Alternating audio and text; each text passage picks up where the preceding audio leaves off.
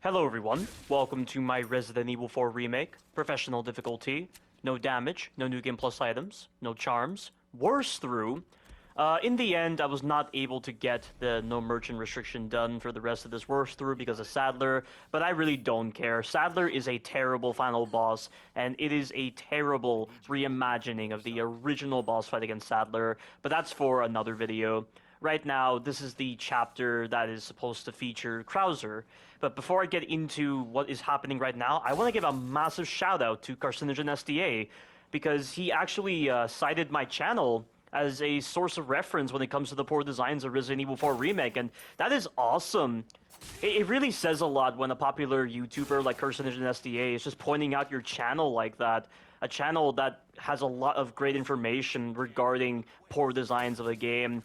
And because of that, like, I got so many views, and, like, the popularity of my most recent video that I uploaded showing the poor designs of Krauser, I mean, my views just skyrocketed in, like, the first hour. It was crazy. I'm absolutely, like, amazed that I could get this far as a YouTuber. So, thanks so much, Carcinogen SDA, for the support, and thank you everyone else for your support. Carcinogen SDA has given me so much motivation to keep pursuing YouTube and to just expand my channel to new horizons. And everyone else has been so great with their support, with just backing me up and just supporting me all the way. All the great comments that people have said, all the different insights into the way I just deliver a unique perspective on gaming. I mean, it's all just so enlightening, even though I was already aware of this. But, like, hearing it from so many people, oh my god, that is just so great. It's a really great feeling to have when you've inspired so many people like that. Yeah, I'm not going to stop delivering content of Resident Evil 4 Remake. I'm going to deliver those reviews. I'm going to keep on doing YouTube. I'm going to keep doing different games. And it's all going to compound into a very great learning experience that will demand a lot of passion, a lot of intelligence, and a lot of professionalism. So once again, thank you all so much for the support, and thank you very much, Carcinogen SDA, for your support as well. But to talk about Chapter 14, I definitely consider Chapter 14 to be the most disgraceful chapter in all of this game, or rather, in all of the Resident Evil series, because of Krauser and the way they've ruined him. And I'm not going to be so aggressive in this video. If you want to see just how aggressive I was towards Krauser, and just how objectively terrible he is as a boss, just check out the Poor Designs video I released of him. When I get to Krauser in this video, I'm just going to be entirely focused on the strategy, and then when there's a breather, I'll just elaborate on how badly designed Krauser is, both gameplay-wise and story-wise. But it won't be for a while. We just have some of these minor encounters. And this next encounter coming up is a really stupid sequence. I do not know why they put this many enemies in this kind of claustrophobic corridor, but the gameplay just really falls apart. And what I showed in my poor designs of Resident Evil 4 Remake series for the Chapter 14 edition, a vast majority of it was just this sequence alone. I do not understand what the developers are expecting you to do, and the only thing I can think of is that they want you to use a couple of heavy grenades, because heavy grenades are the most damaging grenade type in this game. But that just seems way too extreme, not to mention that you need heavy grenades for later chapters if you're going to make them bearable. And also, there is a sequence in Chapter 14, which is the Wrecking Ball sequence, and you need 2 heavy grenades to speed up the sequence, because that is a really bad sequence. And without heavy grenades or a rocket launcher, it is a miserable sequence where the combat just really falls apart, and there are too many enemies that are too buff for no reason, and then you have all these special enemy types coming in. It is an absolute mess. And while I do appreciate the idea of using the heavy grenades to speed up the sequence, it doesn't excuse how badly designed the sequence is. I would really appreciate these kind of creative skips if the base sequence is well designed. If it's not well designed, then it just feels like they use these skips to hide their poor designs and not contribute to enough effort to refine the sequence better. That's just the main problem I have with that, and that's also why I hate Salazar, because of the fact that he's so badly designed. You have to wonder if game developers even designed him, or if a bunch of 2-year-olds designed him. And the golden egg cheese is just there to hide the poor designs and just hide the fact that they just did a terrible job with him. I'm sure based on what I said, you'll understand why. But to describe what you do for this sequence, you need to wait up in that control room area, get Ashley to pull the switch, jump down at the right moment, stealth kill the shield guy, but of course you'll be seen in the process. Knock back the other guys with the shotgun to ensure that when you get up the stairs, Ashley will drop the gate, preventing them from getting through. She will get grabbed, but she will not go to the nearest death barrier location. She will go out the door instead. I mean, I'm saying she will go out the door. The enemy will take her out the door. That always happens every time you go up the stairs, and Ashley is just forced to get off the switch because enemies spawn right next to her. It's a really dumb sequence. I really do not understand how the developers could be this dense when designing a sequence like that. Like, what if you didn't have a heavy grenade? I mean, for all I know, they're probably just being so over-reliant upon the crafting again, but if you're going to be designing a sequence like that, you have to at least put in like a heavy grenade or a flash grenade, something to indicate to the player that you understand the core designs you've put into that sequence. And this leads me to discuss the no merchant restriction, because I know a lot of people in the comments section of certain videos of mine have been giving me flack over me doing no merchant, and that's likely contributing to why it's such a terrible experience for me and why my criticisms are unjustified. But that is so far from the truth. I mean, the thing is, guys, the developers, they glamorized no merchant in the challenges. That's the first thing. So it's not some internet challenge or anything. The developers glamorized it. They didn't even specify difficulty. And also, the whole idea of no merchant is far more complex to understand than just simply basing it on its own existence. I mean, the thing with the no merchant thing is that when I'm doing it, I'm trying to see if the developers actually designed the base experience very well so that you're not being so forceful on the merchant. Like, I don't want the merchant to be treated like a microtransaction system to just dictate the natural flow of gameplay. And also, if the developers are being so over-reliant upon the merchant, it also affects other designs as well, whether it be with enemy placements, ammunition placements, the way enemies react to bullets, their health, this and that. And another thing as well is that if the merchant is going to be forced upon you like crazy, why do you make him an optional feature? That's what I don't understand. Why are you forcing the player to get treasure? And also, with making the merchant so rigid in how he dictates the flow of gameplay, I would honestly say it leads to inflexibility in how you prioritize your upgrades. It's kind of diminishing player choice in how you want to spec into your upgrades and the like. And when you build this kind of experience around something that feels like a microtransaction system that dictates the natural flow of gameplay, it makes the developers do less work. I would honestly say that because of the fact that the developers consolidated a lot of the mechanics of this game to the merchant, it also likely led to them being very lackadaisical and lazy with how they designed this game. And as Carcinogen SDA pointed out in the first part of his Resident Evil 4 Remake walkthrough, this game is lacking in terms of that Capcom quality that you're expecting.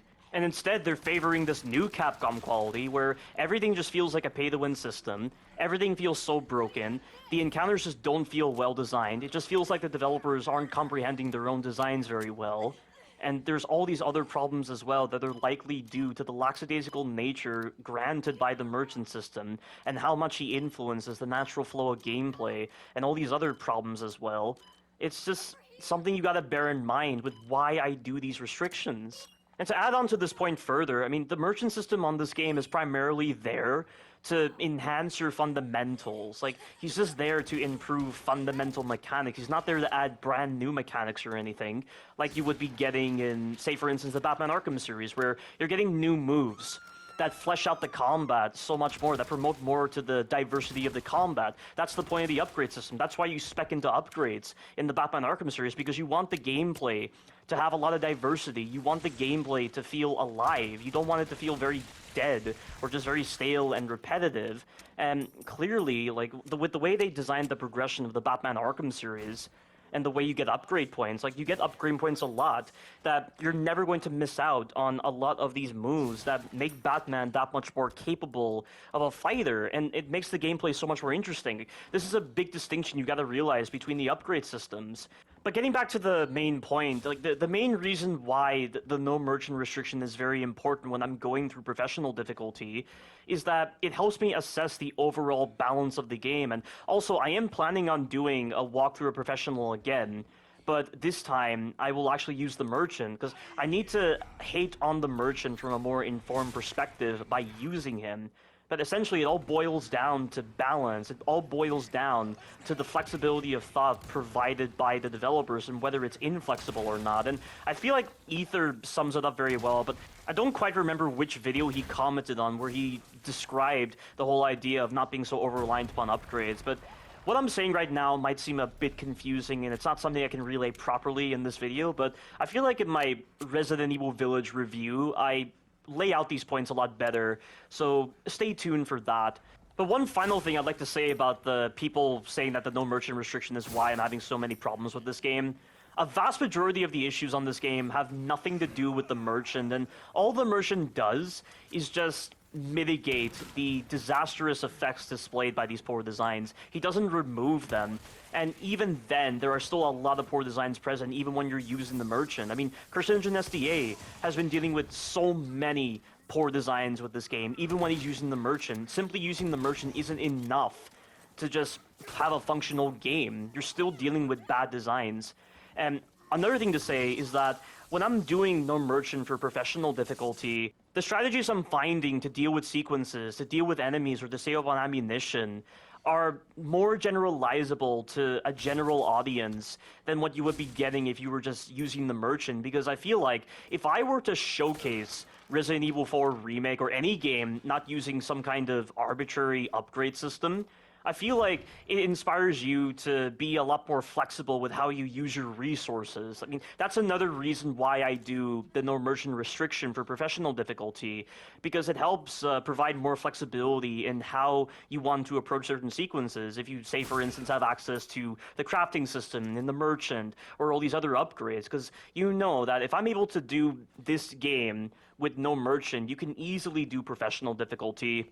And pretty much you just want to play professional difficulty with the merchant anyway, because this difficulty is so bad. It is so badly balanced. It's clear they just want you to slot into the merchant like it's a microtransaction system. I mean, even though I've gotten this far into this game doing no merchant, I've had to break the gameplay down to such a rudimentary level. I've just had to stomach badly designed bosses, badly designed encounters, badly designed enemies. Very questionable designs on the developer's part, with the way they've just designed certain sequences, with the way they've just designed the ammo placements, the enemies, and the like. It's on a whole other level compared to what I've had to go through with any other Resident Evil game or any other game in general. This is why this game is the worst game I've ever played in my entire life, but I've already flogged this dead horse, so I'll stop right here, especially since we're coming up on Krauser, so I'll go ahead and explain him right now. So, Krauser is absolutely pathetic. He is the worst boss in the entire Resident Evil series, and the most disgraceful. They took such an iconic boss fight from the original version of Resident Evil 4 and stomped it underfoot. I cannot believe they played the original version of Resident Evil 4, saw the impressive designs with Krauser, with the fact that he could be random with what he chose to do, with where he chose to be, with the kinds of weapons he would use, and the fact that he flinched consistently from the knife, so it promoted skillful use of the knife. You could shoot his grenades to actually stun him and actually damage him. And also, you had to actually not mash him down because he could be very evasive. You had to watch out for the quicktime events, and especially on the VR version. The quicktime events on the VR version are a lot more dangerous because there are more prompts to deal with compared to what it's like on console, where you just had to press L2 and R2 or square and X at the same time.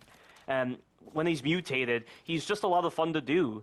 And you just hit him in the legs, he gets stunned. Like, the fact that he even holds his arm up to shield himself, it has meaning to it. Krauser understands that his entire body is vulnerable to knife hits. That's why he is holding his arm up.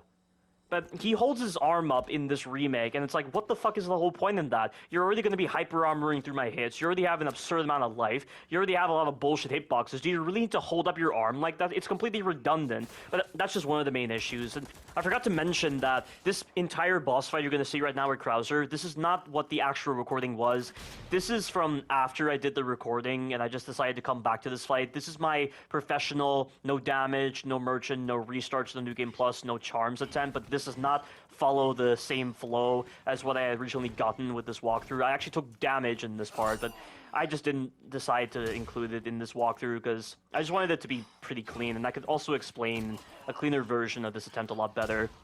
But just follow exactly what I'm doing, then get to this wheel. Every time you get on the wheel, it will force Krauser to kick you. So you need to get off the wheel and then mash circle so you can dodge the kick. And every time Krauser does a kick, he will always get stunned, but given that this game is very inconsistent and badly designed, there are just times where he doesn't flinch properly. It is really dumb. But the second time he tries to attack you, he will do a sweep kick, so you can just shoot him with the shotgun or with the pistol. And then afterwards, he's going to do the kick again if you get on the wheel.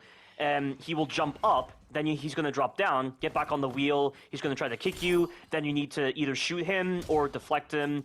If you shoot him and he doesn't flinch, it's bullcrap. It's just the game being the game, or this pre-alpha being a pre-alpha with its really dumb, incompetent designs. You can also deflect him and it will stun him as well after the kick, important to note. And once you get into the right rhythm and you get to this part of the fight, he will just do nothing but kicks when you're on the wheel. So every time he does the kick, get off the wheel, dodge it, shoot him, or deflect his attack if he ends up getting past the flinch somehow, because it's really dumb. There's really no logic to why Krauser is resistant to flinch animations. I really do not understand. Like, he's all bloodied up. His physiology looks no different to that of the regular Ganado, yet he has super speed, he has the mutated arm later on. It really doesn't make any sense with the way he reacts to the shots. I mean, like, again, like, the laws of physics just don't apply very well with this game. Like, New Capcom decided to take the most rigid, inflexible, artificial routes possible with designing their bosses in this game, and it's just really lazy and lackadaisical. It's just like with Eddie from Silent Hill 2. Eddie was just a typical human being, yet for some reason you needed like high-powered weaponry and high-powered melee weapons if you were going to kill him. And I saw Carcinogen SDA's walkthrough of Silent Hill 2, and the methodology he had to resort to just to kill Eddie, who's a normal human being, doesn't make any sense whatsoever. And that same kind of logic from the Silent Hill developers bled into this game. It is so dumb. But this right here is a bit of a breather moment, so it's always the same. There's no randomization of Krauser's behavior. There's no random placements of himself. There's no kind of random weapons he'll use. It's all very scripted. It's pretty lame, but I guess it had to be as such to complement the fact that this game is so badly designed, and so they needed to build something of similar quality so that the poor designs weren't too extreme. Yeah, definitely indicative of rushed development. Krauser's boss fight feels so unfinished, especially during his mutated phase. And the checkpoints for professional difficulty are terrible. For some bizarre reason, the developers had the foresight to put in a typewriter between Phase 1 and 2, but not between Phase 2 and 3. How on earth is the average player, or anyone who's wanting to actually indulge in this pre-alpha, who wants to actually understand Krauser properly, how are they going to practice Phase 3 Krauser on professional difficulty when his parry timings are completely different, and he has more life than usual, and he's just a very bare-bones stale fight? How are you going to practice him without a typewriter after Phase 2? It doesn't make any sense. It's just the most bizarre placements of typewriters ever, and I do not see how this contributes to any sense of challenge or professional difficulty.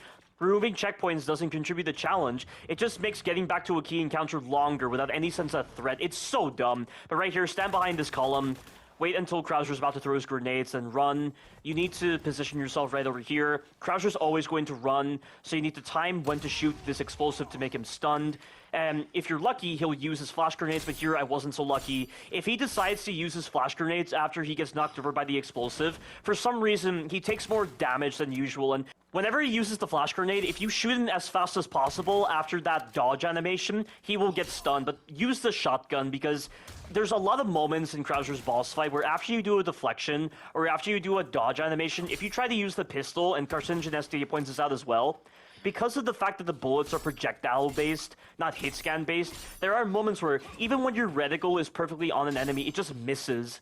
And it's only the case with the pistols or single-fire weapons, not like the shotgun that fires multiple pellets. It doesn't succumb so easily to this issue because of the fact that it fires multiple pellets. But just keep deflecting him, and if you get into that stupid grab animation that occurs, and also right here, this is another grab animation. That grab animation is so bullcrap because it has phantom range. He pulls it out of nowhere, and if he's close to you, you have no chance of getting away because Leon's movement is so bad. He doesn't flinch. You can't crouch under it. You can't deflect it. What the hell were the developers expecting you to do about that stupid grab? It makes no sense. But if Krauser puts you into the grab that results when you deflect him, you've got to mash the button like crazy and try to make sure that in your controls, the option for repeated button presses is set to tap instead of hold. That way you can use both of your index fingers to mash that X button like crazy to get out of that grab before he does damage to you. Just the fragmentation involved with how they design Krauser's grabs, it makes no sense. But you also have to make sure that you have plenty of knives, because Krauser depletes your knife durability so fast in these phases. It's really dumb. But again, whenever he does a kick, whenever he does a sweep kick, and whenever he uses his flash grenades, if you shoot him very quickly, he will get stunned every time. If he doesn't get flinched, the game just decided to give a massive screw you, and it decided to be really cheap. Just so many moments like that with this inconsistent and badly designed pre-alpha. And right here, you can avoid having to deflect Krauser by running to the third column on the left and then immediately looping around so that you can get behind this cover very quickly. And Krauser will be forced to try to melee you twice if he doesn't have line of sight with you after the first slash. So try to expose yourself a bit and then run away as soon as you see Krauser react to you. Then it's going to be a dodge prompt coming up, so prepare for it. Just mash that circle button. If you get any large resources, try to craft submachine gun ammo. This is definitely the fight where you need to use a lot of submachine gun ammo, because the submachine gun is the one weapon that you have that can at least deal a lot of damage to him in a couple of seconds, and also it can cover a larger distance compared to the shotgun. And right now I'm having to juggle the crafting resources. The crafting on this game, like, this is where I don't understand why the game doesn't give you back more resources before Krauser's boss fight, and when he's going to have this absurd of life. And I know people are saying, oh, just use the merchant against him, but that only makes Krauser even worse. When you have to magnum dump him to get this fight done, because they designed a really simple fight, and so they use the magnum dumping to hide their poor designs, and to hide the fact that they disgrace the memory of Krauser. That right there is just really feeble. Using the merchant doesn't change Krauser. It doesn't change what he is. He is the most disgraceful boss fight ever. And what I'm doing right now is equally as stupid as magnum dumping him when you're using the merchant. But essentially what you need to do is you need to use the iframes of the startup frames of getting on ladders to your advantage if you're going to avoid the poorly designed deflection system, where for some reason they decided to change Krauser's parry timings to be so inconsistent. Like, the perfect parry just triggers when it wants to. It really doesn't make any sense how they designed the timing on it. The timing is too strict as to be unresponsive and inconsistent. And you also get a pitiful reward as well for getting the perfect parry. You just get a really effeminate melee attack that barely does any damage to him. Why would you ever want to indulge in that kind of system? The iframes on the ladders feel a lot more rewarding with actually getting away from Krauser before he has a chance to jump up, and every time he jumps up or he jumps on you, he makes you flinch. It's really dumb. I don't know why new Capcom has to be this egregious with that stupid flinch system with Leon, where he gets flinched by the dumbest things. He gets flinched by grannies, pushing him around, sprinting into him, and now just with jumping on him. It's so dumb. But just to get back on the main tangent, you need to use the iframes of the ladder animation to your advantage to get away from Krauser, and it involves timing. So when Krauser decides to do his jump attack on you, you've got to time when to get on the ladder to avoid the roll animation, because if you go into that roll animation, if you press circle, Leon gets displaced from the ladder so easily, and Krauser is blocking your way to the ladder. You're gonna have to run the gamut with the incompetently assembled perfect parry system and deal with Krauser's poor designs, unfortunately. And Krauser has a couple attacks. He has like a spin attack that he does that you can deflect. He has an uppercut that you can deflect. He has a grab that you have to crouch under, but the detection is god-awful. And if you've seen in my poor designs of Krauser, the times where he has actually grabbed me, even though I have successfully crouched under it, it is really bullcrap and so badly designed. I cannot believe that developers are so incompetent, they can't even design a proper hitbox where even when you avoid it correctly, you just end up getting grabbed. It's so dumb.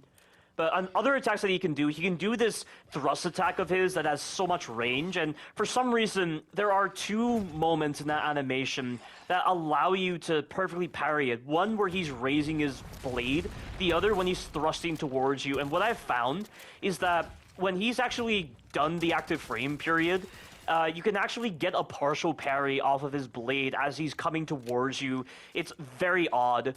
So it looks like they haven't changed that, so that might be your only option for dealing with Krauser. But the thing is, he's always walking towards you. He's always so inconsistent with when he chooses to do his attacks and what distance he chooses to do the attacks. One time he'll do it right next to you. Other times he'll be pretty far away from you, but he'll just glide towards you to do his attacks because of parry animation garbage. It's just so random with him for the really stupid reasons. And also, as this fight is progressing, he can chain those moves into combos. Like, I've had moments where he's done the thrust twice in a row. He's also done a grab in like a 3-hit combo as like the final hit.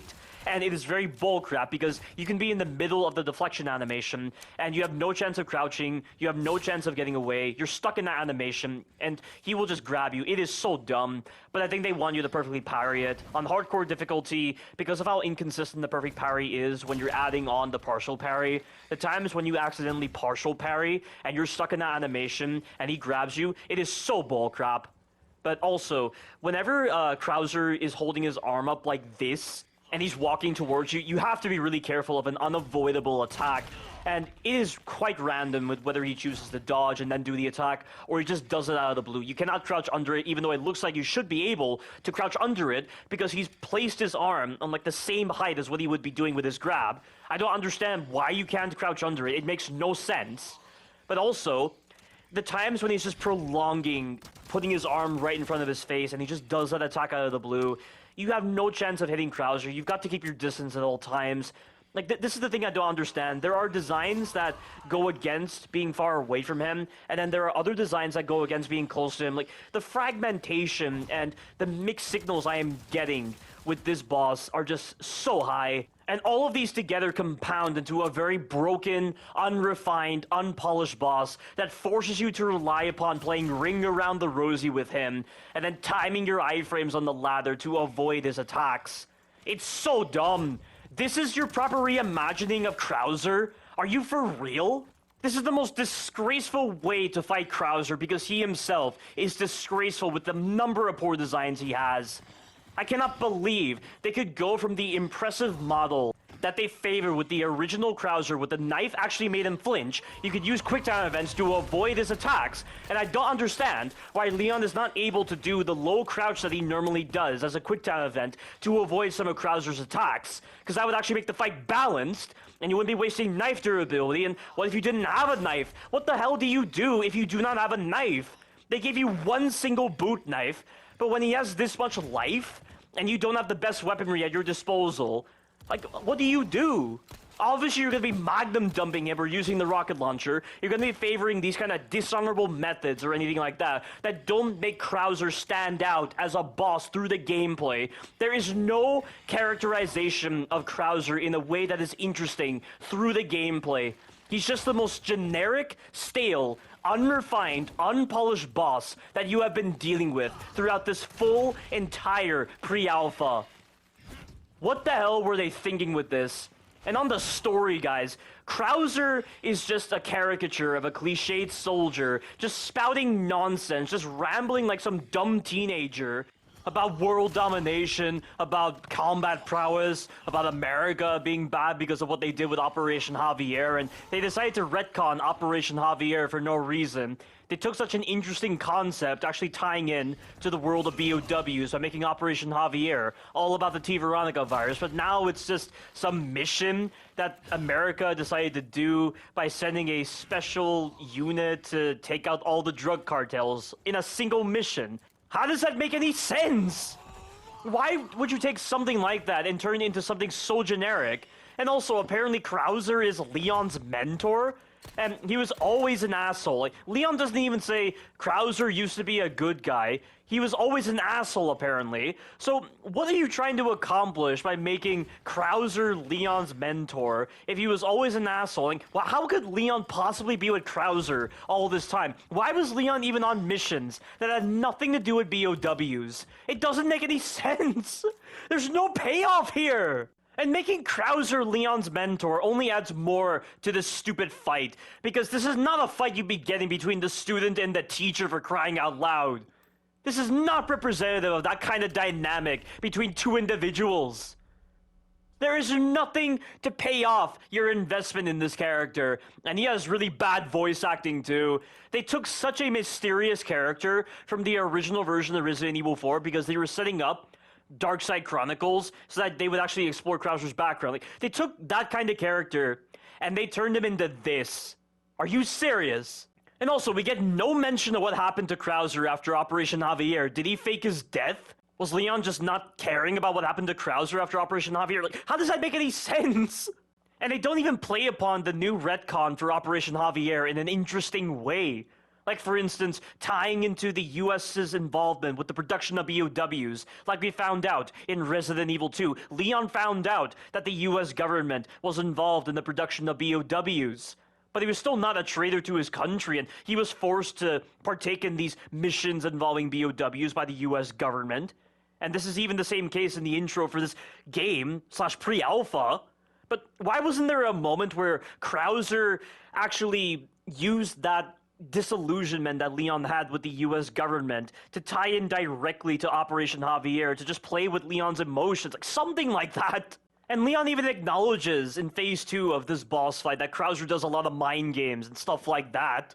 So this all seems like setup for this kind of tie-in between Resident Evil 2 and this game, and also with Operation Javier. But no, they don't do anything like that. And also, in this game, Leon doesn't even acknowledge that he's aware that the US government was involved in the production of BOWs.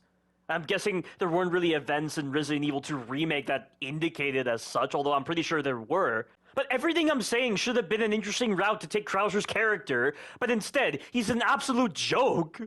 He is a joke, guys. He is a ripoff of the original Krauser, who was far more interesting, and not so much of a rambling idiot like this remake version of Krauser is. Yet another thing to add to this disgraceful fight.